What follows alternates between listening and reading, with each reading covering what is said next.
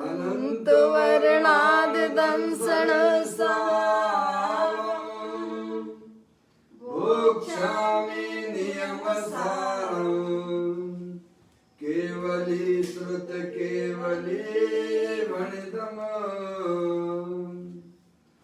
नम करो अनंत उत्कृष्ट दर्शन ज्ञान में जिन वीर को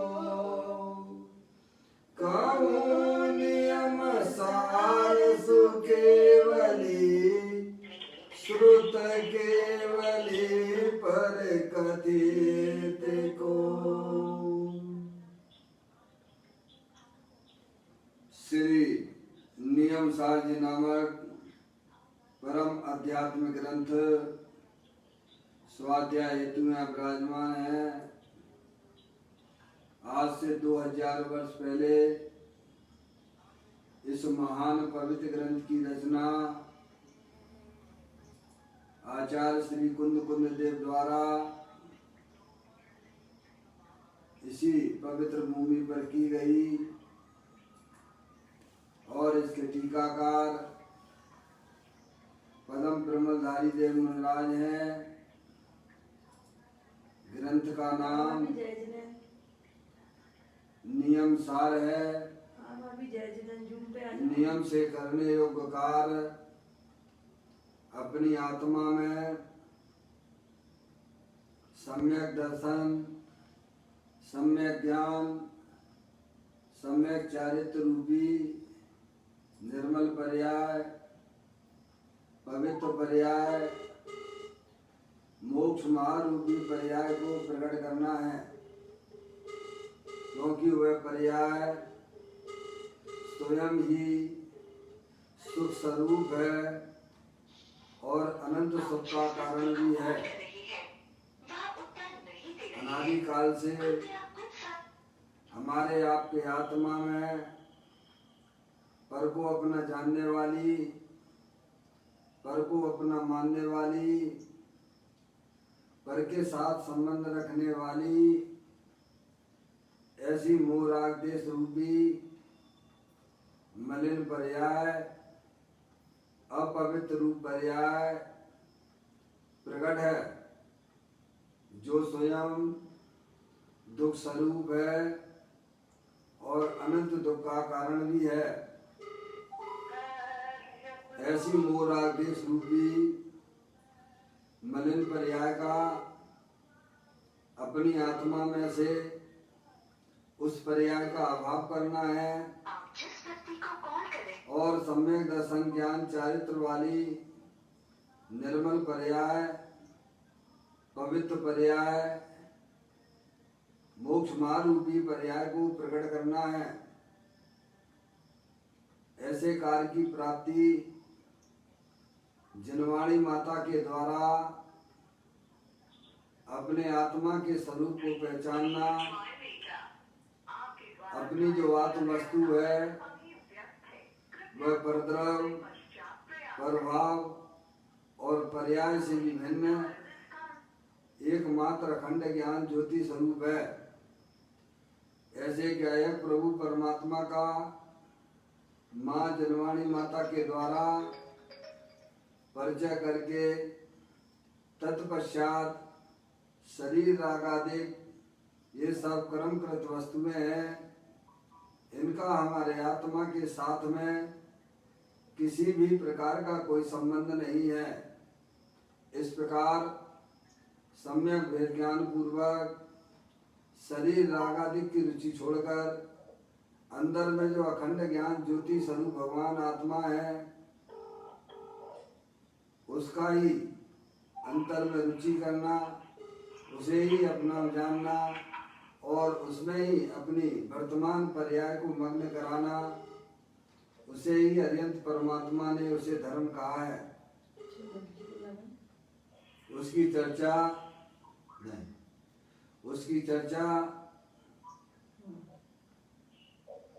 आचार्य भगवंतों ने, मुनिराजों ने एक एक गाथा और उसकी टीका और कलशों के माध्यम से हमें अपने आत्मा के स्वरूप को यहाँ पर समझाया है। देखिएगा, यह परम आध्यात्मिक ग्रंथ है जिसका नाम श्री नियम सार जी है, जिसके 7वें अधिकार की चर्चा हम और आप यहाँ पर स्वाध्याय हेतु कर रहे हैं, जिसका नाम है शुद्ध निश्चय प्राश्चित अधिकार। गाथा 121 नंबर की गाथा चल रही है, उसका प्रारंभिक पाठ करते हुए आचार्य भगवंतों ने जो गाथा में बताया है उसका भाव अपन ग्रहण करें। जो जीव स्थिर भाव तज कर तनादिक पर द्रव में करे आत्म ध्यान का उत्सर्ग होता है उसे। आचार्य भगवंत यहाँ पर काय उत्सर्ग के स्वरूप को बताते हैं।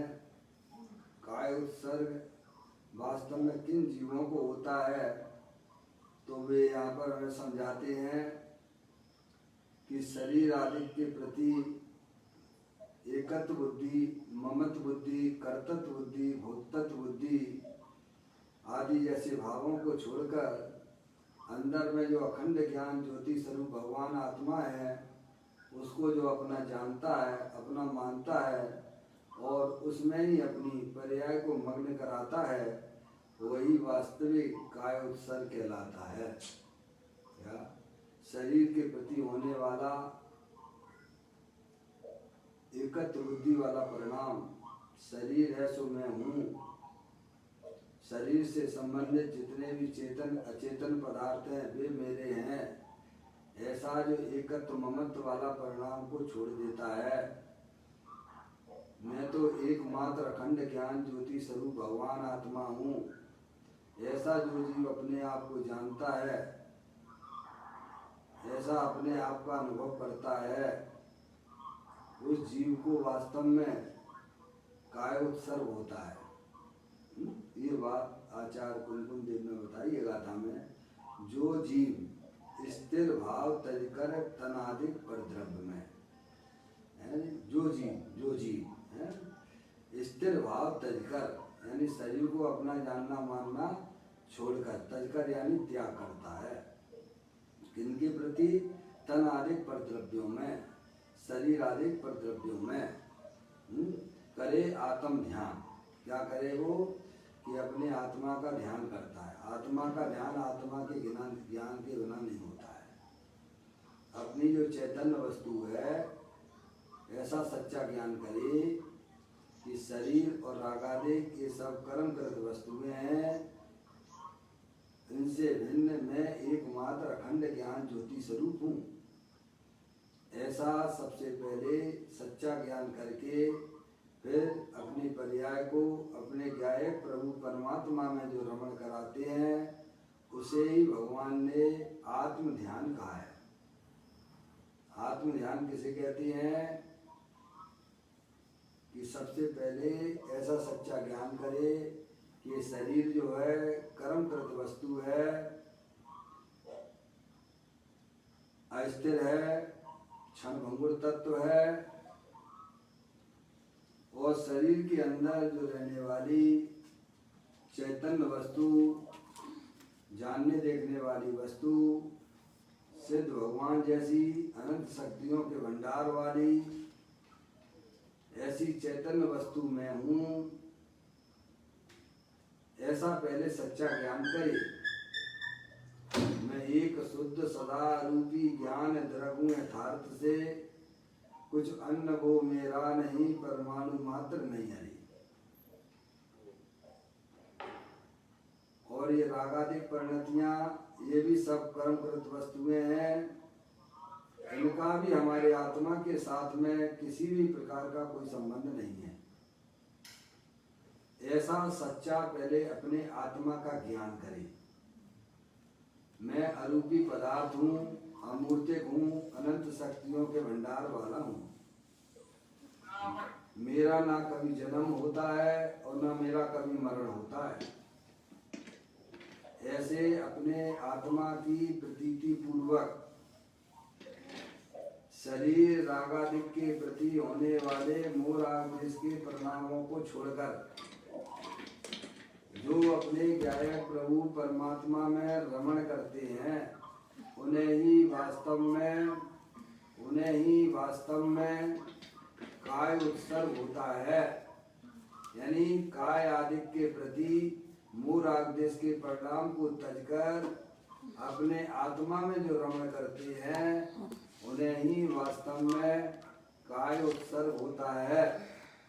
केवल मात्र नमोकार मंत्र पढ़ लेना उंगलियों के माध्यम से वह कोई वास्तविक काय उत्सर्ग नहीं है। काय उत्सर्ग किसे कहते हैं, आचार्य कुमकुम देव ने इस गाथा में बताया है। जो जीव निस्थिर भाव तजकर तन आदि परद्रव्य है, परद्रव्य के प्रति जो हमारे मोह राग देश के परिणाम जो हो रहे हैं उन भावों को जो तजता है यानी छोड़ देता है और अंदर में जो अखंड ज्ञान ज्योति स्वरूप भगवान आत्मा है जो कि यह स्वयं है, ऐसे अपने आत्मा के स्वरूप को पहचान कर उसमें अपनी पर्याय को मग्न कराता है। उस जीव को ही वास्तव में काय उत्सर्ग होता है। काय उत्सर्ग काया के प्रति होने वाला जो मोह राग देश का परिणाम तज देता है उसको काय और अपने चैतन्य स्वरूपी भगवान आत्मा को अपना जानता हुआ अपना मानता हुआ और उसमें ही अपनी पर्याय को स्थिर करता है, उसे ही आचार्य भगवंतों ने काय उत्सर्ग कहा है। काय उत्सर्ग करने वालों को ये बात ध्यान रखना चाहिए। केवल हम शरीर से खड़े हो गए हैं भाई साहब और हम समझ रहे हैं कि भाई साहब काय उत्सर्ग हो गया, ये काय उत्सर्ग नहीं कहलाता।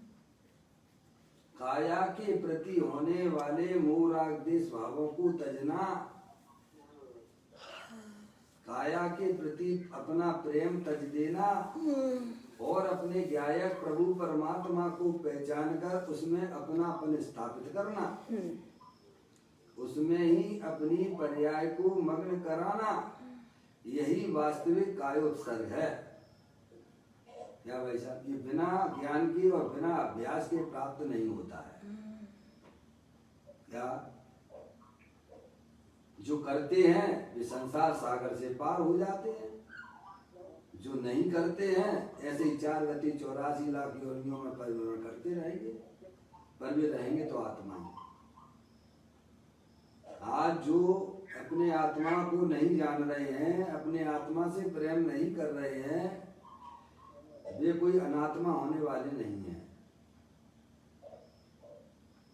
क्या आज जो जीव अपने आत्मा को नहीं जान रहे हैं, अपने आत्मा को नहीं पहचान रहे हैं, अपनी आत्मा से प्रेम नहीं कर रहे हैं, वे कभी भी शरीर रूप तो होने वाले नहीं है। आत्मा है और आत्मा थे और आत्मा ही रहेंगे। आत्मा का ज्ञान कर लेंगे तो वर्तमान पर्याय में होने वाले दुख का भी अभाव हो जाएगा और जन्म मरण का भी अभाव हो जाएगा। भगवान आपको हमको सबको अपनी आत्मा का ज्ञान करना पड़ेगा। अपने आत्मा को जानकर अपने आत्मा में मस्त रहना पड़ेगा। ऐसा वस्तु स्वरूप है, इसमें कोई कुछ नहीं कर सकता है। जो अनंत भगवान की वाणी को समझकर है, भगवान की वाणी तो एकमात्र हमें इशारा देती है किस प्रकार से पर्याय में होने वाले दुखों का अभाव हो,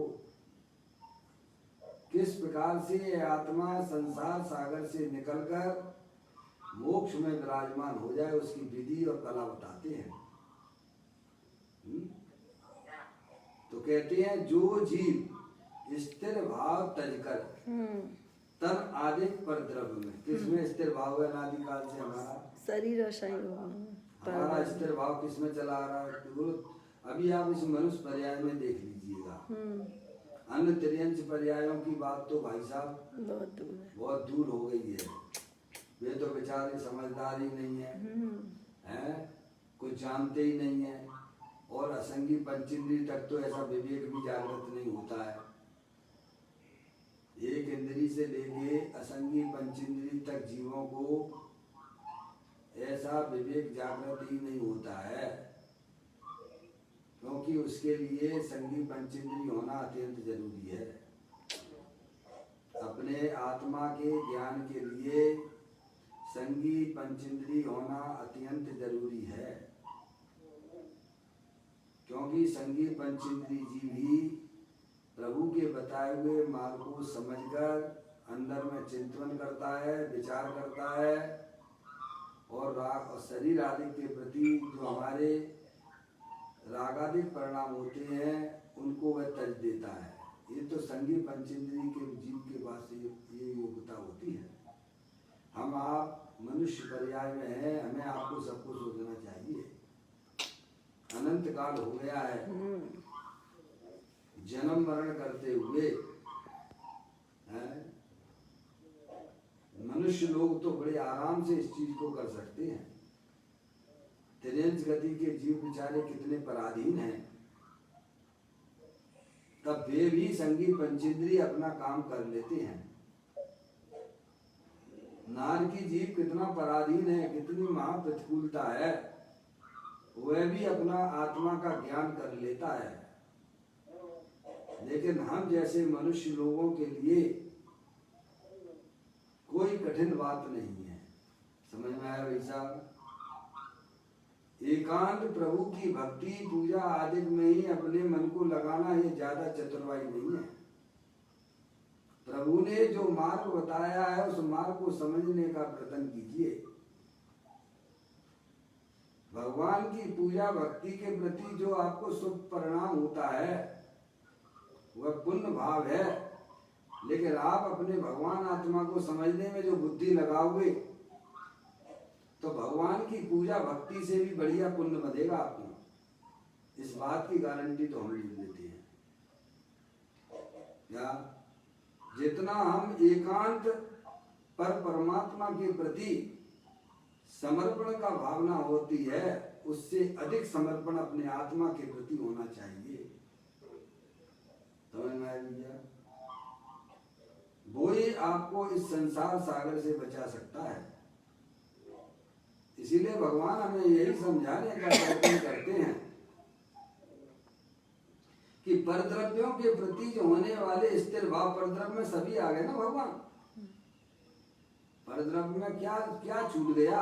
अपने आत्मा के अलावा सभी तो परद्रव्य है ना। केवल शरीर ही नहीं है, शरीर से भिन्न जितने भी चेतन अचेतन पदार्थ हैं, तो अरियंत परमात्मा हमारे लिए परद्रव्य है कि स्वद्रव्य है? अरे बोलो ना भगवान, परद्रव्य है ना। जहाँ शरीर को भी परद्रव्य कहा जा रहा है तो शरीर से भिन्न चेतन अचेतन सब पदार्थ, सारे पदार्थ परद्रव्य है। तन आदिक लिखाना, आदिक लिखाना, वो देखो मूल गाथा में गाथा देखे आप। जो जीव स्थिर भाव तजकर तनादिक परद्रव्य में, किसमें किसमें शरीर और शरीर से बाहर जितने भी चेतन अचेतन पदार्थ हैं, अभी तो हमारा देखो पाप का परिणाम भी कितना तीव्र चला जा रहा है। 24 घंटे हम अपना उपयोग किसमें लगाते हैं, किसमें हमारा मन स्थिर हो रहा है, किसकी तरफ हम दौड़ लगाते हैं? पंच इंद्रिय के विषयों की तरफ दौड़ लगा रहे हैं। कहाँ स्थिर हो रहा है बताओ? उठते बैठते चलते खाते पीते हर अपने शरीर को शरीर है उसी को श्रृंगार करने में लगा हुआ है। देखिएगा, रुपया पैसा इकट्ठा करने में लगे हुए हैं। वही में उपयोग लगता है, वही में उपयोग लगता है हमारा है। स्त्री आदि स्त्री है, पुत्र है, उनमें बस यही हमारा सब कुछ है। बाकी तो कुछ भी नहीं है, हमें कुछ याद तक नहीं आती है। बताओ शरीर से संबंधित हमारे ये कुटुंब परिवार वगैरह, और ज्यादा हुआ तो भगवान की भक्ति पूजा आदि कर ली और अपने को समझ लिया कि मैं बहुत बड़ा काम कर रहा हूं। भगवान कहते हैं तो सब संसार के कारण है।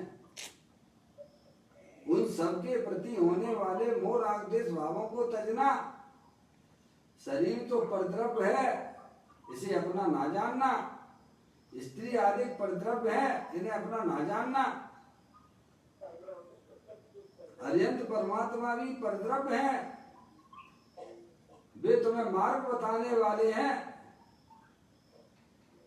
उनके प्रति भी होने वाले राग को तजकर अंदर में जो अखंड ज्ञान ज्योति स्वरूप भगवान आत्मा है, जो कि आपका स्वयं द्रव्य है, उसमें अपनापन स्थापित करना, उसी को निज रूप से जानना और उसमें ही अपनी वर्तमान पर्याय को मग्न कराना, उसे ही भगवान ने काय उत्सर्ग का है। काया आदि के प्रति होने वाले रागादिक परिणामों को तजना और अपने ज्ञायक प्रभु परमात्मा को पहचान कर उसमें अपनापन स्थापित करना,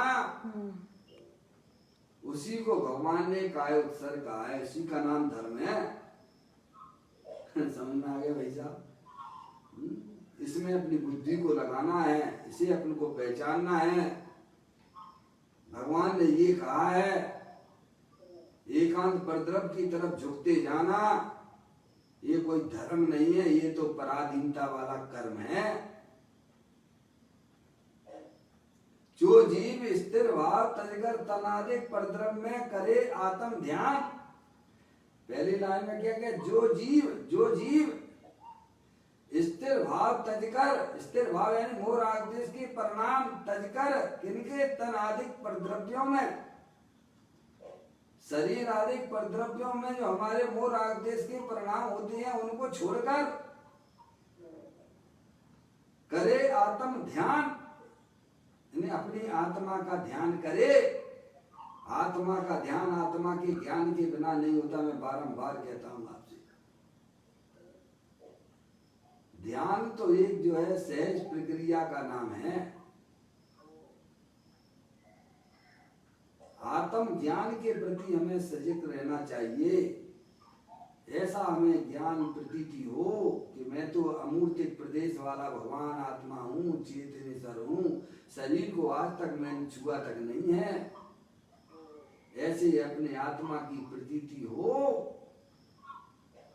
और फिर वह पर्याय अपने आत्म स्वरूप के अंदर लीन होती है, स्थिर होती है। उसी को भगवान ने काय उत्सर्ग कहा है।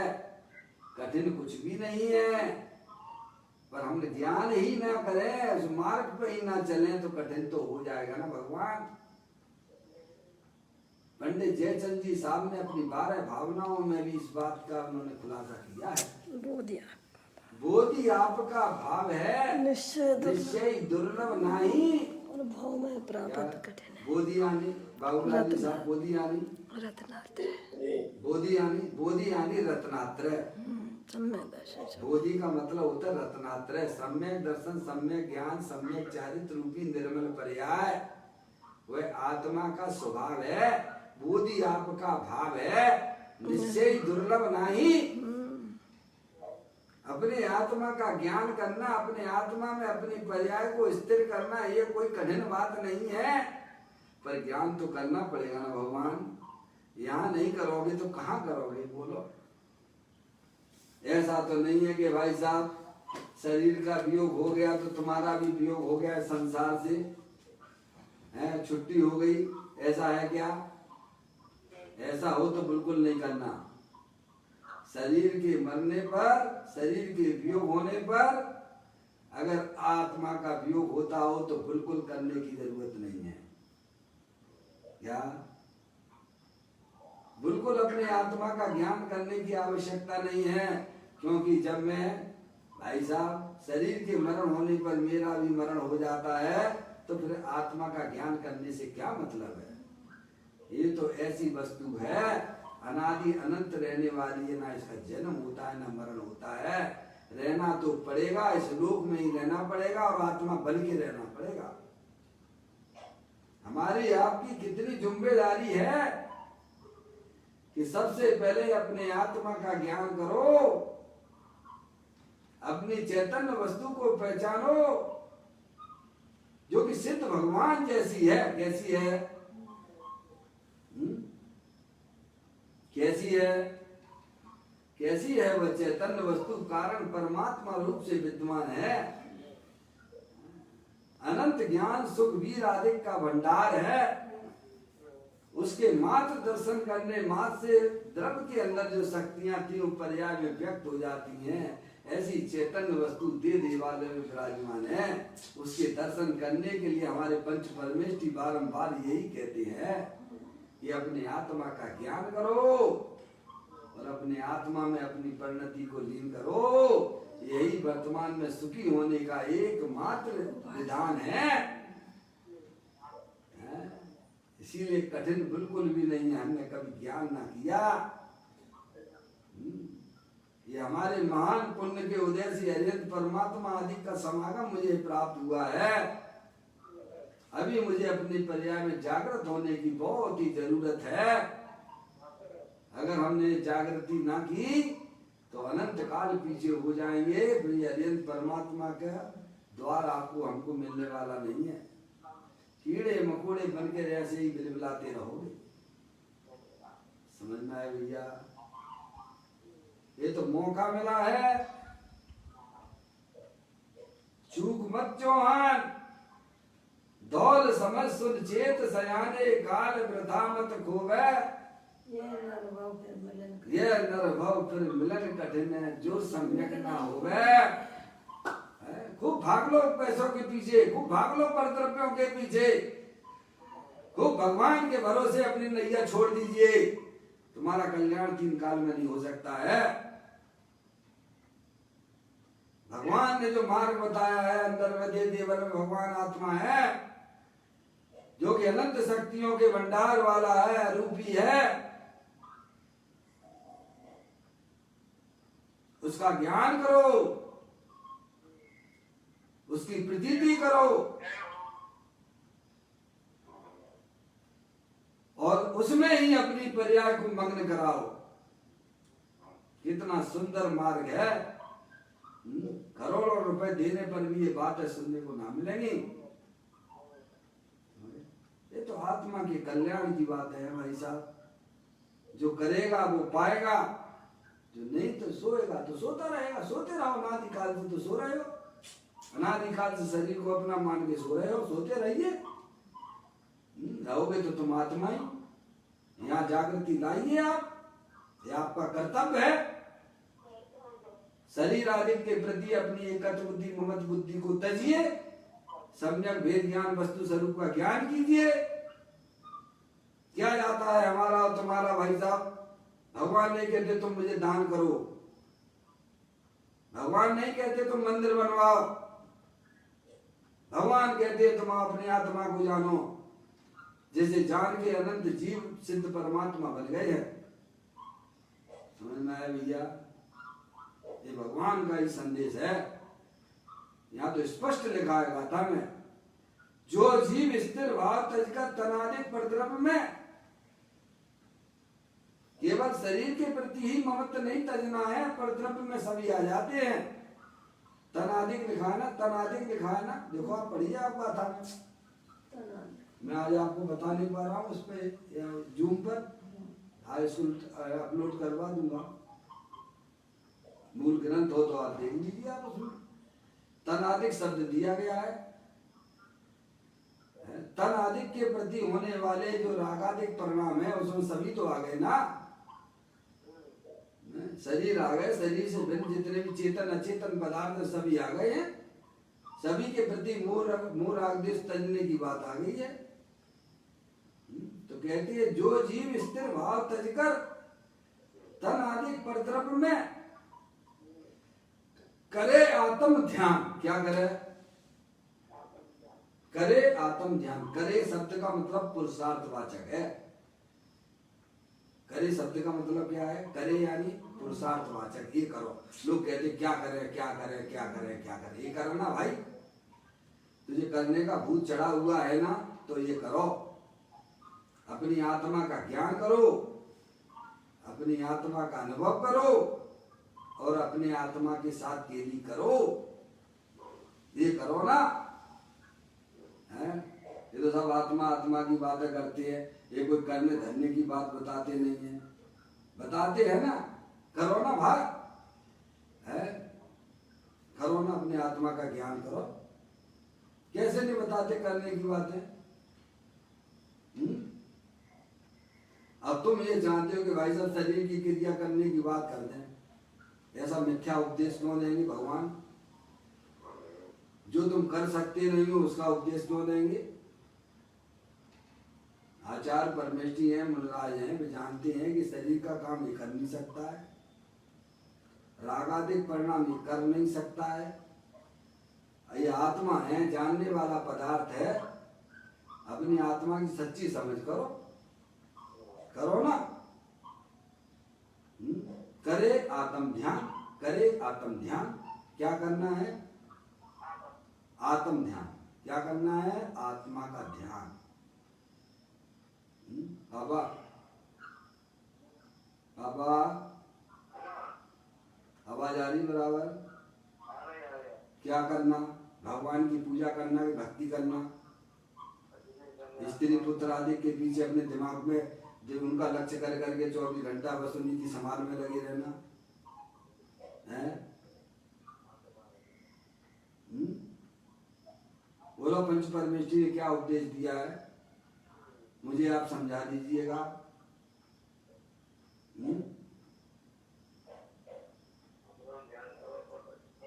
आत्मा का ध्यान कब होगा भगवान? जब ये आत्मा का ज्ञान करे। ये शरीर है, ये कर्म कृत वस्तु है, ये अस्थिर है, और शरीर के अंदर जो जानने देखने वाली चैतन्य वस्तु है, अरूपी है, अमूर्तिक है, अनंत शक्तियों के भंडार वाला है। आज तक आत्मा ने शरीर को छुआ तक नहीं है क्या? जिसमें परद्रव प्रभाव की, जिसमें मिलावट आती नहीं है, ऐसा निर्णय करके विकल्पात्मक स्थिति में पहले निर्णय कर ले। आप पहले निर्णय करते हो तब घर में चीज लाते हो ना, कि वैसे उठा लाते हो सब्जी मंडी से सब्जी? अरे सब्जी मंडी से सब्जी घर में वैसे उठा लाते हो क्या? वहां कुछ ज्ञान लगाते हो कि नहीं लगाते हो? तो यहां भी तो ज्ञान लगाओ। ये शरीर जड़ है और इस शरीर के अंदर रहने वाले जानने देखने वाला पदार्थ आत्मा अवरूपी सिद्ध भगवान जैसा है। जितनी शक्तियां सिद्ध परमात्मा के पास में है, जितनी शक्ति अरिहंत परमात्मा के पास में है, ऐसा पहले ज्ञान और निर्णय करो। क्या? तब उसके बाद ध्यान की प्रक्रिया होती है। ज्ञान के बिना ध्यान नहीं होता भगवान। और ध्यान करने जाओगे तो ध्यान होगा ही नहीं। पहले ज्ञान पक्का करो, निर्णय पहले पक्का करो।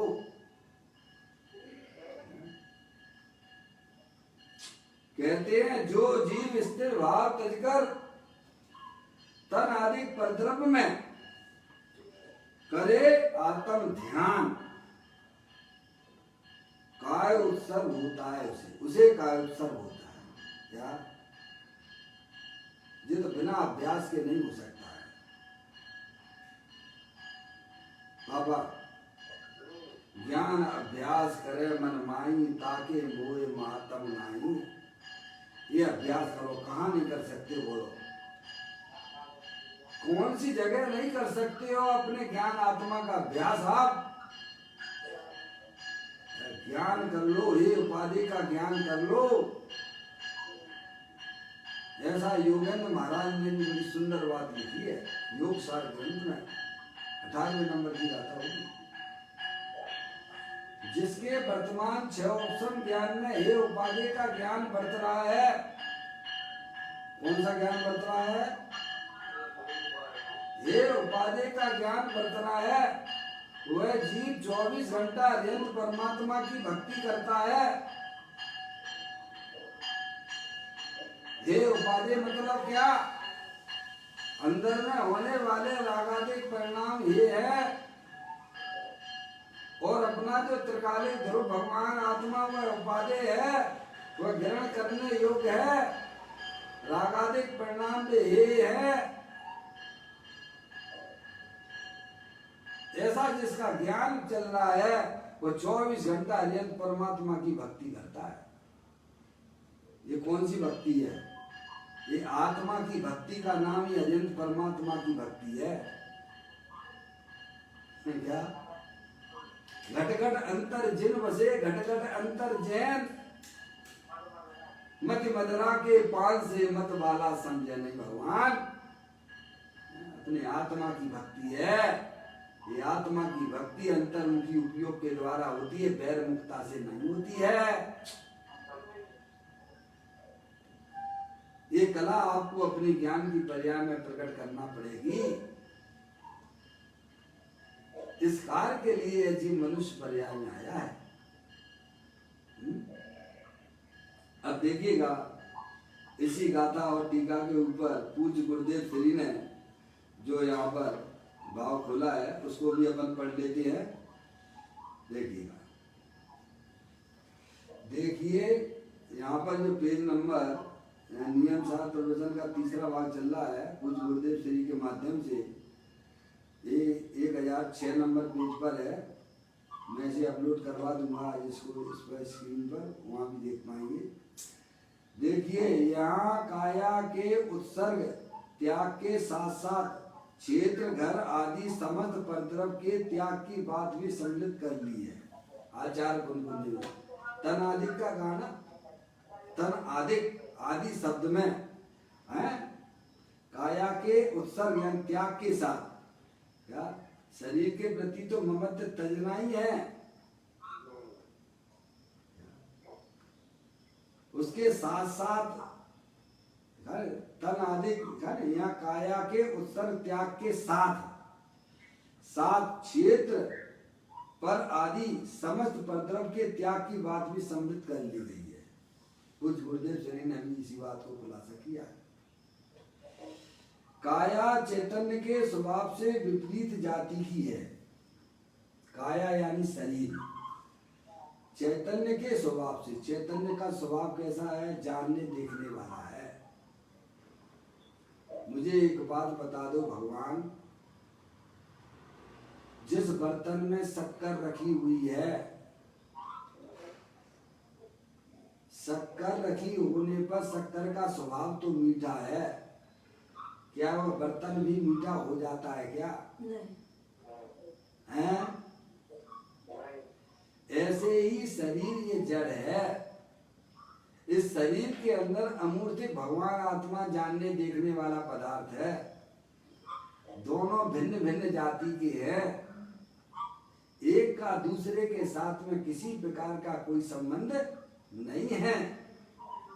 समझे आप? शरीर क्षणभंगुर तत्व है और चेतन जानने देखने वाली वस्तु शाश्वत है, अविनाशी है। दोनों भिन्न भिन्न जाति के हैं।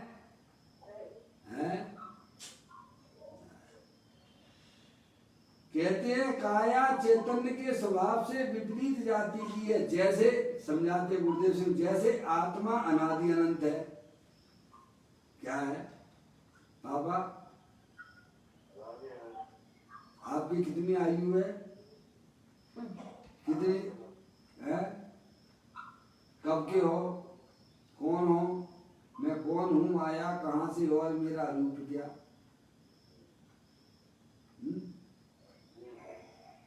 आत्मा हूँ, जानने देखने वाले हो, अरूपी हो। फिर घर वालों से क्या संबंध आपका है? 24 घंटा किसको ज्ञान में बसाए रखते हो? 24 घंटा ज्ञान में क्या बसता है बताओ? कोई संबंध नहीं है, फिर भी दिमाग में कौन रहता है?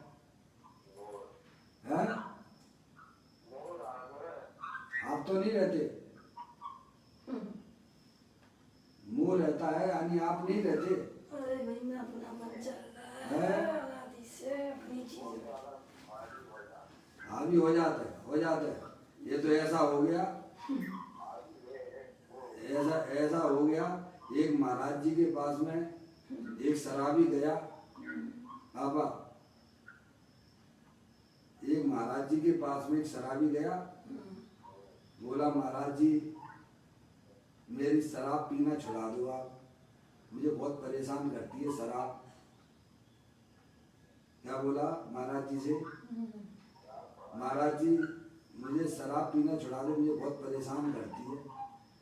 महाराज जी ने कहा ऐसा करो कि कल तुम इसी टाइम पर आना, कल तुम इसी टाइम पर आना। ठीक है महाराज जी। वो आया उसी टाइम पर। महाराज जी पेड़ को पकड़े हुए थे। किसको? पेड़ को पकड़े हुए थे। और महाराज जी बोले ये पेड़ ने मेरे को पकड़ लिया, पेड़ ने मेरे को पकड़ लिया, मुझे छुड़ाओ छुड़ाओ छुड़ाओ। क्या कह रहा हो महाराज जी, क्या कह रहे? तो उसने देखा यार जी मैं आया था इनके पास आके कहा कि मेरी शराब छुड़ा दो, जे कह रहे कि तो ऐसी बात कर पेड़ ने इनको पकड़ लिया है कि इनने पेड़ को पकड़े हुए हैं पापा। तैसे ही हमें ऐसे ही लग रहा है क्या कि मोह मोह सता रहा है। अरे मोह कोई चीज नहीं है भगवान, हम बुद्धि पूर्वक उसको पकड़े हुए हैं। यही तो महाराज जी का, यही तो मैं कह रहा हूँ, पेड़ ने हमें कहाँ पकड़ा है, हमने पेड़ को पकड़ा है। शराब ने तुम्हें क्या पकड़ा है, तुम स्वयं छोड़ना ही नहीं चाहते हो। समझ में आया? आप घर से बाहर जाना चाहते, कोई रोकेगा आपको क्या? ताकत है किसी की? है किसी की ताकत है जो आपको पकड़ सके?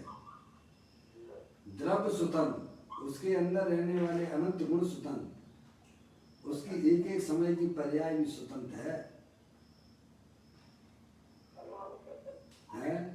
फिर भी ये अज्ञानी जीव यही कहता है कि मैं क्या करूं, है?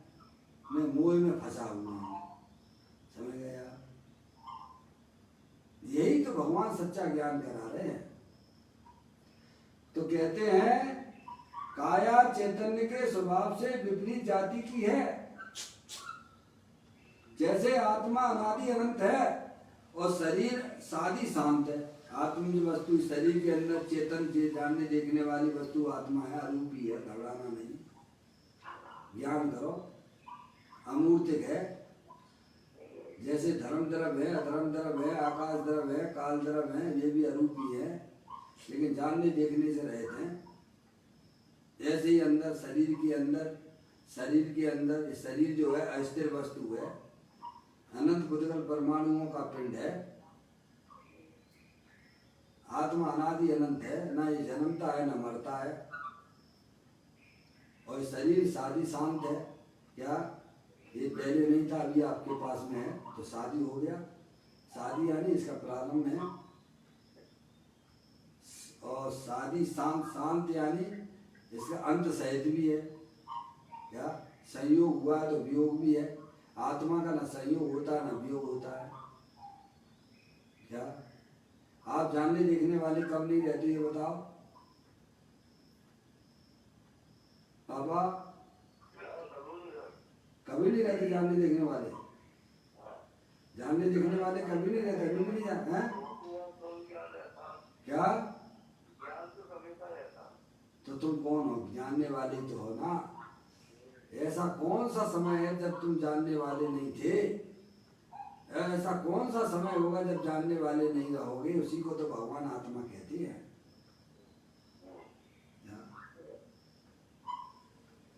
कहते आत्मा अनादि अनंत है, शरीर सादी शांत है। आत्मा अमूर्तिक है और शरीर मूर्तिक है। आत्मा चैतन्य है और शरीर जड़ द्रव्य है, जड़मय है। आत्मा सहज ज्ञान स्वरूप है। सतगुरु कहे सहज का धंधा, वाद विवाद करे सुगंधा। ज्ञान का भंडार है, सहज ज्ञान स्वरूप है। शरीर विभाव व्यंजन पर्याय जड़ आकार वाला है। आत्मा स्थिर है और शरीर अस्थिर है। इस प्रकार शरीर मेरे से अत्यंत भिन्न है। इस प्रकार का भेद ज्ञान करो, निर्णय कर लो। जहाँ में कितने पैसा लगेंगे आपके, क्या लग रहा है बोलो। अभी अभ्यास करोगे तब समझ में आएगी ना। अभी अभ्यास कहाँ नहीं कर सकते हो आप।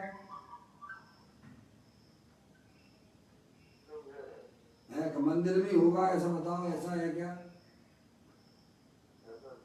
सब जगह कर सकते हो, लेकिन अंदर में रुचि हो आत्मा की तो सहज हो जाता है। जिसको जिसकी रुचि होती है उसको वो चीज सहज ही दिखाई देती है। क्या अगर आत्मा की रुचि है तो सहज ही चलता है सम्यक वेदियां। अंदर में आत्मा की कुछ पड़ी ही नहीं है। पर द्रव्यों की चिंता में 24 घंटा लगी रहती है। पर द्रव्यों की चिंता है, पर द्रव्य क्या करेगा पर द्रव्य का। एक बात। दूसरी बात कहते हैं काय आदि में, आदि कहकर काया के साथ घर, देखो काय आदि शब्द लिया गाथा में, तो काय आदि में आदि कहकर काया के साथ घर, संपदा, स्त्री, पुत्र आदि सभी परद्रव्य में अस्थिर अनित्य है। यह बात बता दी है। क्या काया भी अस्थिर है और ये बाहर के जितने भी चेतन अचेतन पदार्थ हैं वे भी अस्थिर है। वे सदा काल तुम्हारे साथ में रहने वाले नहीं है। क्या अर्थात मेरे लिए कोई पर पदार्थ आश्रयभूत नहीं है। परमानेंट वस्तु बता दी भगवान ने, आचार्य भगवंतों ने। परमानेंट वस्तु है तुम्हारे पास में उपलब्ध है। भाई तुम पहचानो, बा को आश्रय ले लो, संसार सागर से पार हो जाओगे। नहीं तो ऐसे ही लकड़ पट्टी करते रहोगे। ऐसे जिसने अपने आत्मा को नहीं जाना, जिसने अपने आत्मा का आश्रय ना किया, उसे जगत में कोई शरण होने वाला नहीं है। अब जिसने अपने आत्मा को ना जाना ना पहचाना, आत्मा की शरण जिसने ना ली, उसे जगत में कोई शरण नहीं हो सकता है। परमानेंट वस्तु है, देह देवर में विराजमान है, कहीं जाना भी नहीं है। अपना मनुष्य पर्याय का जितना समय रह गया अपने आत्मा का ज्ञान करो। सही बात है। अब जितना भी जी रहे हो वो बोनस के रूप में है। वैसे तो सरकारी आंकड़े के अनुसार तो 60 वर्ष में आयु पूरी हो जाती है मनुष्य की। 60 के ऊपर जो निकल गए बोनस के रूप में समझना। पके हुए आम की तरह है, कब टूट के गिर जाए कुछ पता नहीं है। लेकिन कोरोना के काल में तो यह भी गारंटी नहीं है। ये मत समझ लेना कि भाई साहब अच्छे अच्छे छोटी उम्र वाले बच्चे भी कैसे में निपटते हुए नजर आ रहे हैं। कहते हैं काया आदि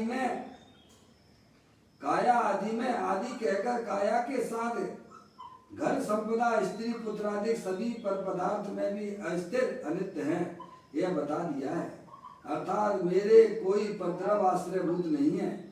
मेरे लिए तो मेरा सनातन आत्मा ही आश्रयभूत है। क्या अनादि काल आश्रय लेने वाली पर्याय है। कौन लेगी आश्रय?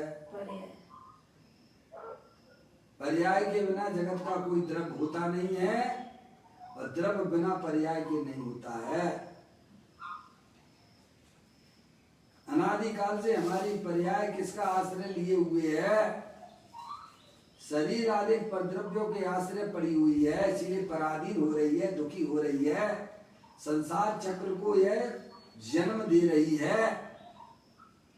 जब वही पर्याय समझदार हो जाती है कि शरीर आदि परद्रव्य तो अस्थिर है, क्षणभंगुर है, परद्रव्य है और मैं तो चेतनेश्वर भगवान आत्मा हूं, अनादि अनंत हूं, है वह पर्याय समझदार होती हुई समझ पर द्रव्य पर भाव का आश्रय छोड़ देती है, अंदर में स्थिर वस्तु का आश्रय ले लेती है। बस वहीं से मोक्ष का द्वार खुल जाता है। पापा, खूब भगवान की घंटी बजाओ, खूब जाके भगवान की खूब पूजा भक्ति करो, लेकिन मोक्ष का द्वार नहीं खुलेगा। मोक्ष का द्वार अगर खोलना है तो भगवान ने जो मार्ग बताया है, अंदर में चेतन भगवान आत्मा अनादि अनंत है, शाश्वत है, तू उसको पहचान और उसका आश्रय ले तो मोक्ष के द्वार खुल जाते हैं। बोलो जहां में क्या करना पड़ेगा है? विश्वास है कि नहीं भगवान की बात का? बोलो। नहीं करोगे तो मत करो। भगवान ने तो अपना काम कर लिया, आचार्य परमेश्वरी ने तो अपना काम कर लिया। ये तो हमारा सौभाग्य है कि ये बातें हमको सुनने को मिल रही हैं, ये हमें जागृत कर रहे हैं। हो जाओगे तो अच्छी बात है, नहीं तो अनंतानंत जी में किसको किसकी पड़ी है।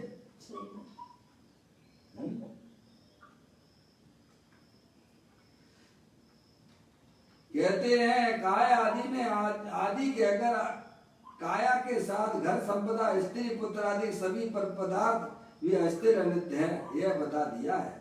अर्थात मेरे लिए कोई परद्रव आश्रय भूत नहीं है, आश्रय करने योग्य नहीं है, आश्रय लेने वाली पर्याय है।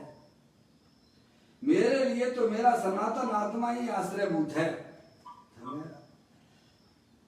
उक्त शरीर तथा घर संपदा स्त्री पुत्रादिक में स्थिर भाव छोड़कर व्यवहार क्रिया कांड के आडंबरी रूपी विविध विकल्पों के कोलाहल से रहित, समझे, रमणी निरंजन निज कारण परमात्मा में स्थिर भाव करना सुनिश्चय का उपसर्ग है। क्या शरीर आदि जो है वो धार्मिक क्रिया में सब क्रिया कांड में जाती हैं आपकी, और अंदर में होने वाले रागादिक परिणाम भी कोलाहल है। ये बात यहाँ भी कही, ये परम प्रमदाय देव महाराज ने टीका में लिखा, ये बात पढ़ लेना। कहते हैं व्यवहार क्रिया कांड के आडंबरी रूपी विविध विकल्पों के कोलाहल रागादिक परिणति कोलाहल है, और शरीर की क्रिया कांड है, जड़ क्रिया कांड है। किसने लिखा है? पढ़ो ना ग्रंथ में जाके, परम प्रमदाय देव मुनिराज ने टीका में लिखा है। हमारे पास समय कहाँ है जो हम पढ़ पाए? व्यवहार क्रिया कांड के आडंबर रूपी विविध विकल्पों के कोलाहल से रहित नित्य रमणी निरंजन निज कारण परमात्मा में स्थिर भाव करना सो निश्चय का उपसर्ग है। देखो तो सही व्यवहार के, देखिए गुरुदेव श्री समझाते हैं, देखो तो सही व्यवहार क्रिया कांड के को आडंबर कहा। क्या कहा? व्यवहार क्रिया कांड को आडंबर कहा और उसके विविध विकल्पों को कोलाहल कहा। ऐसा कहकर समस्त ये वृत्तियों का तिरस्कार किया है। क्यों बताया भाई साहब? कोई शरीर की क्रिया को धर्म माने बैठा हुआ है, कोई पुण्य करते करते मेरा कल्याण हो जाएगा, हैं? ये क्यों बताया है इन सब बातों को? तो कह ये जानकर उनके प्रति हे बुद्धि नाना, हे बुद्धि नाना अंदर में। कहते हैं व्यवहार क्रिया कांड को आडंबर कहा, उसके विविध विकल्पों को कोलाहल कहा, ऐसा कहकर समस्त ये वृत्तियों का तिरस्कार किया है। क्या? अर्थात छोड़ने योग्य समस्त विवाह वृत्तियों को दूर फेंक दिया है। अब देखिए आप, टीकाकार मुनिराज पदम प्रमदाय देव इसकी नियम सार की टीका के अंत में श्लोक नंबर 311 में स्वयं लिखती है, जिसने ये वृत्तियों को निरस्त किया है। क्या? जिन्होंने ये वृत्तियों को निरस्त किया है, 311 श्लोक में आया। अब कहते हैं जो जीव इन विकल्पों के कोलाहल से रहित होता हुआ आत्मा का ध्यान करता है, वह जीव कैसा है उसकी बात बताते हैं। सहज तप रूपी समुद्र को उछालने के लिए जो चंद्रमा समान है। क्या? सहज तप रूपी समुद्र को उछालने के लिए जो चंद्रमा समान है, जो वह जीव सहज कारण परमात्मा को विकल्पों के कोलाहल से रहित होकर नित्य ध्याता है। जैसे पूर्ण चंद्रमा होता है ना, उस दिन जो है ना क्या होता है, समुद्र में ज्वार भाटा, ज्वार आता है ना एकदम भाना देता है ना, ऐसे ही का समय जो है अपनी चैतन्य वस्तु है पूर्ण चंद्रमा के समान है। उसको देखने मात्र से का समय पर्याय में ऐसे आनंद उछलता है भगवान। सहज तप रूपी समुद्र को उछालने के लिए जो चंद्रमा समान है, वह जीव सहज कारण परमात्मा को विकल्पों के कोलाहल से रहित होकर नित्य ध्याता है तथा वह सहज वैराग रूपी महल के शिखर का शिखामणि है। ऐसे जीव कोई वास्तव में निश्चय का उत्सर्ग है। यह जीव जब सहज कारण परमात्मा में एकाग्र हुआ, कहाँ एकाग्र हुआ? एकाग्र होने वाली कौन है? द्रव्य है कि गुण है कि पर्याय है? पर्याय है। समझेंगे आप? कहाँ एकाग्र हो रही है? अपने गायक प्रभु परमात्मा में एकाग्र होती है। यह जीव जब सहज कारण परमात्मा में, आगे ने कारण परमात्मा दे देवल में विराजमान है। कहाँ है? दे देवल में विराजमान। अब बाकी ज्ञान की जरूरत है कि नहीं है? एकाग्र कैसे होगी? अनादिकाल से पर्याय पंचेंद्रिय के विषयों में एकाग्र हो रही है, वहाँ स्थिर हो रही है, क्योंकि उसी को वो अपना सब कुछ जाने हुए है। सही बात है। क्या निरंतर हमारा उपयोग कहाँ लगा रहता है? बताओ, आत्मा में कहाँ लगता है? क्योंकि आत्मा का ज्ञान ही नहीं है, आत्मा के अंदर में रुचि ही नहीं है, तो एकाग्र होगा कैसे? ये तो भव्य जीव होते हैं जिन्हें अब इस संसार में रहना नहीं है, अब जन्म मरण नहीं करना है। क्या जिन्हें अब ये जन्म मरण नहीं करना है, इन्हें अब कीड़े मकोड़े नहीं बनना है, नरक में नहीं जाना है, अब ये संसार के दुख देखे नहीं जाते हैं, वे भव्य जीव ऐसा काम करते हैं। भगवान के बताए हुए मार्ग को समझकर अंदर में उसे कैसे अप्लाई करते हैं, वे भव्य जीव होते हैं। अपनी पर्याय को निरंतर अपने कारण परमात्मा में लीन करते हैं, स्थिर करते हैं। कहते हैं वह जीव सहज कारण परमात्मा को विकल्पों के कोलाहल से रहित होकर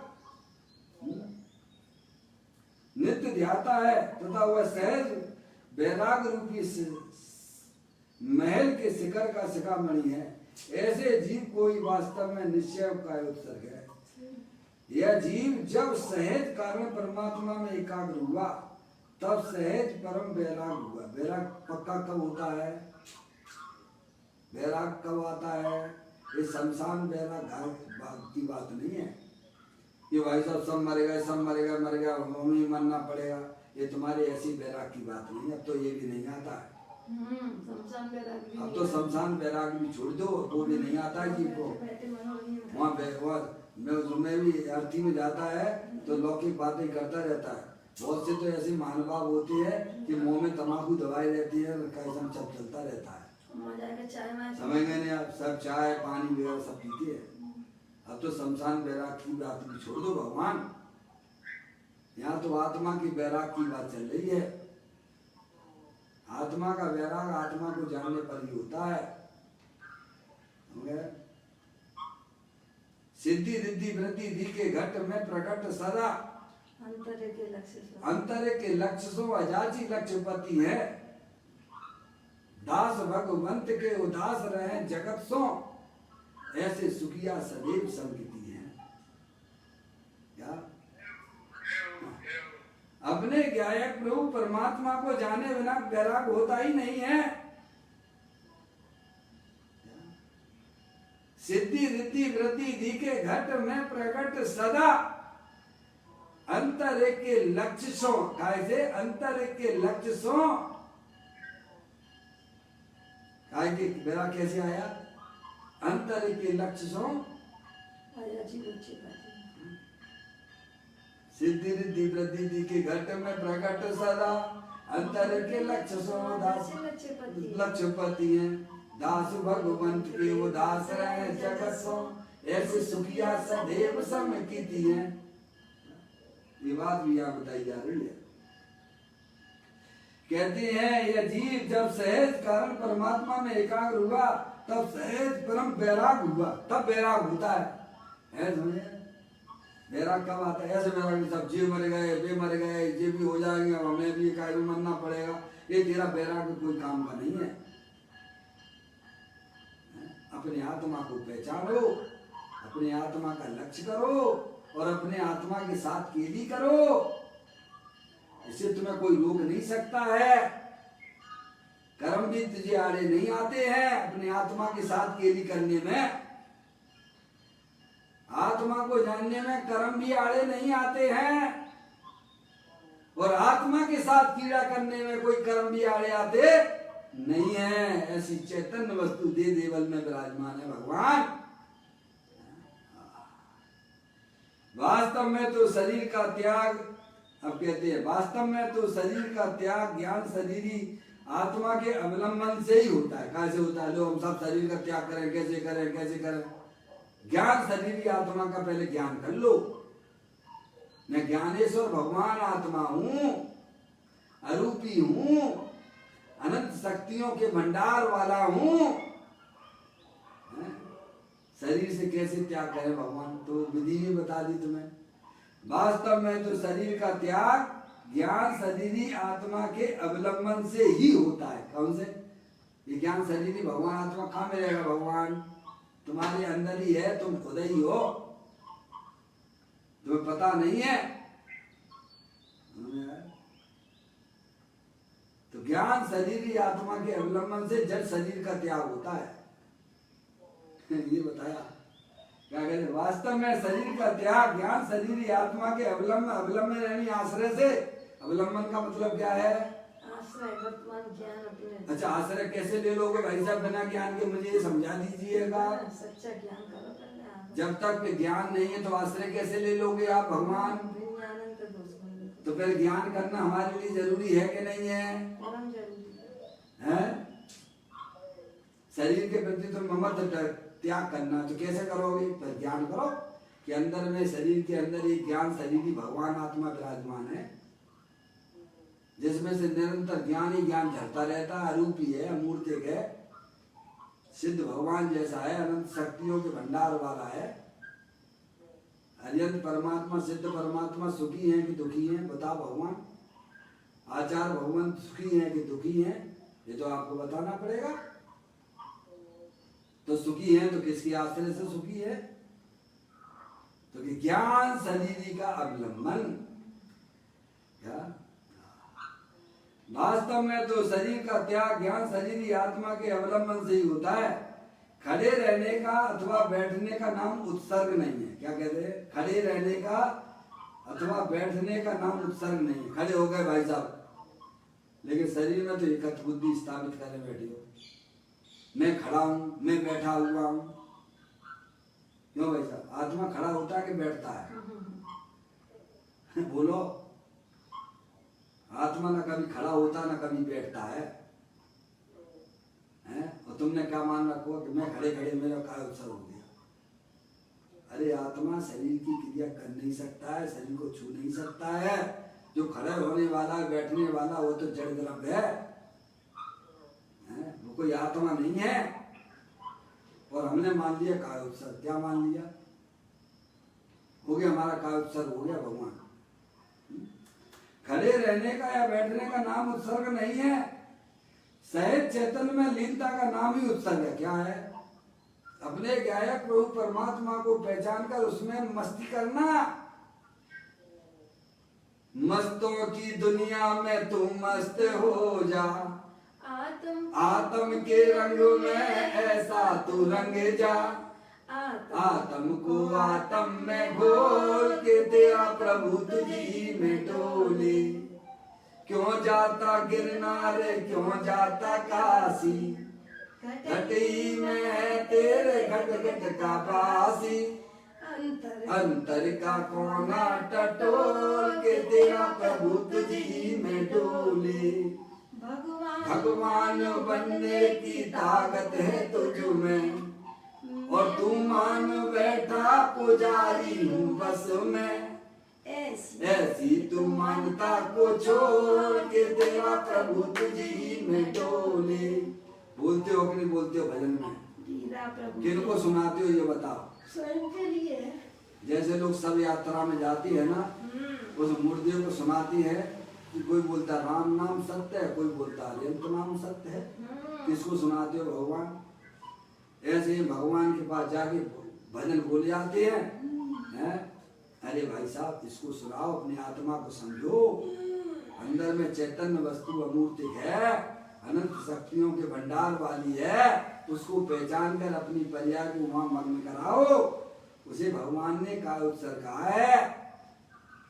देखो, कहते हैं वास्तव में तो शरीर का त्याग ज्ञान शरीर आत्मा के अवलंबन से ही होता है। खड़े रहने का अथवा बैठने का नाम उत्सर्ग नहीं है। सहज चैतन्य में लीनता का नाम ही उत्सर्ग है। ठीक है। अब इस प्रकार से यह अपनी गाथा शुद्ध निश्चय प्राश्चित अधिकार की अंतिम गाथा की टीका पूर्ण करते हुए टीकाकार मुल्लाल श्री पदम प्रमलदाई ने 5 श्लोक कहते हैं। गाथा जब आपने पूरी कर ली है, कल 5 श्लोक इस अधिकार के अंतिम श्लोक हैं 5, उसको कल अपन पढ़ेंगे। अभी अपना समय यहाँ पर हो गया। निज निधि निज में बताई, ये अनंत अनंत उपकार है। उसके लिए जिन वाणी माँ को वंदना 7 बार है, वंदना 7 बार है। 9 बार नमो कर मंत्र।